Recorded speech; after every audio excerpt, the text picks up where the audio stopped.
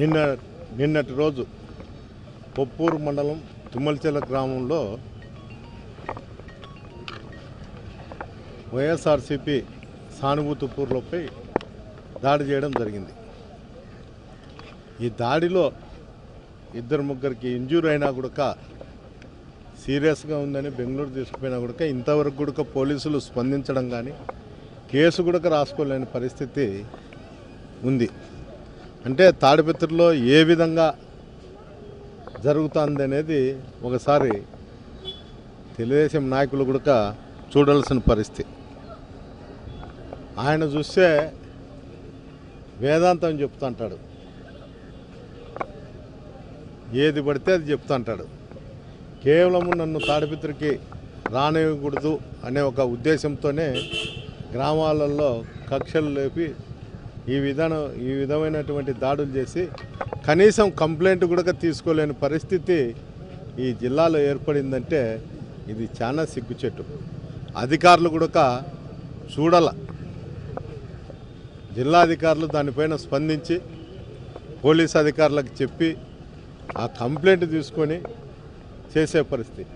ఇక్కడ పేషెంట్లను అడిగితే మిమ్మల్ని డిశ్చార్జ్ అయిన తర్వాత మీరు పోయి మీ స్టేషన్లో కంప్లైంట్ ఇవ్వండి అంటే దీని అర్థము మీరు డిశ్చార్జ్ అయితే గాయాలన్నీ మానిపోతాయి, మేము ఇక్కడి నుండి కూడా ఎలాంటి రిపోర్ట్లు పంపించము, మీ కేసు కూడా కట్టుకోరు అనే ఉద్దేశంతోనే వీళ్ళకు ఇక్కడ ఉండే అవుట్ పోస్ట్ పోలీస్ స్టేషన్లో ఉంటే కూడా వాళ్ళకి చెప్పడం జరుగుతుంది. అదే కాదు, ఈరోజు ప్రొద్దున్నే 9 గంటలకు బోయిరెడ్డిపల్లిలో మారుతి అని మోటార్ సైకిల్తో వెళుతుండగా యాడికి మండలంలో అతనిపైన దాడి చేసినారు.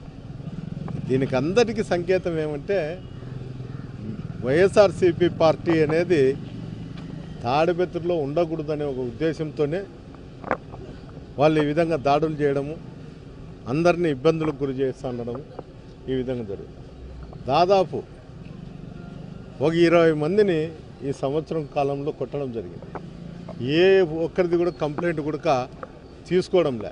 చిన్న చిన్న ఇంజూర్లు అయితే కూడా స్టేషన్కి పోతే ఏం కాలేదు పో వెళ్ళిపోండి అని పంపించడము, కేసులు కట్టుకోకుండా చేయడము, వైఎస్ఆర్సీపీ నాయకులు మీద దాడులు జరగడము, ఎప్పుడో మిడ్ నైట్ వాళ్ళ ఇళ్ళ మీదకు పోయి రాళ్ళు వేయడము ఈ విధంగా జరుగుతుంది.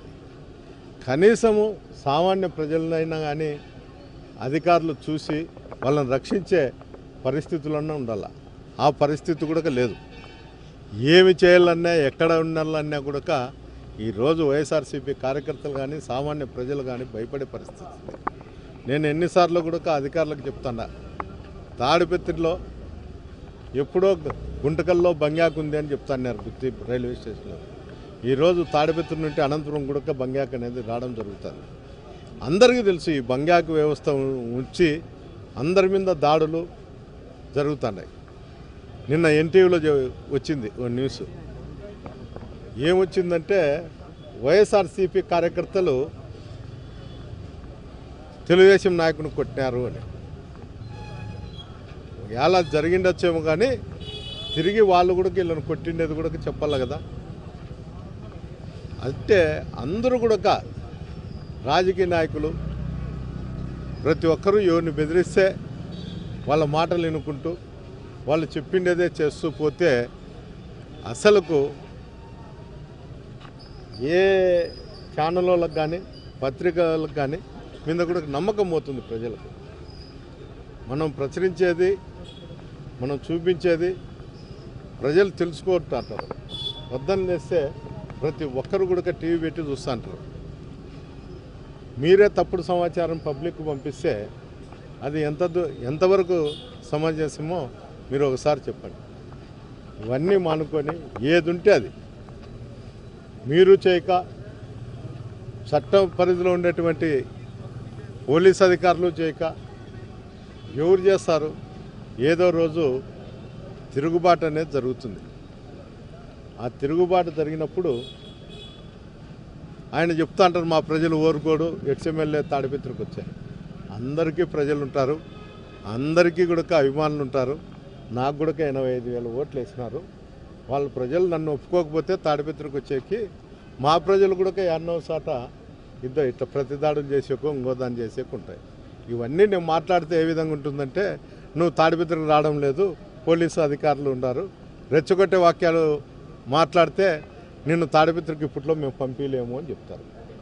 అయ్యా నన్ను పంపించరు లేకపోతే లేదు, కానీ కనీసము చట్టాన్ని ఉల్లంఘించుకోకుండా చట్ట పరిధిలో మీరు ఏం చేయాలో అది చేస్తే మంచిదని చెప్పడం జరుగుతుంది.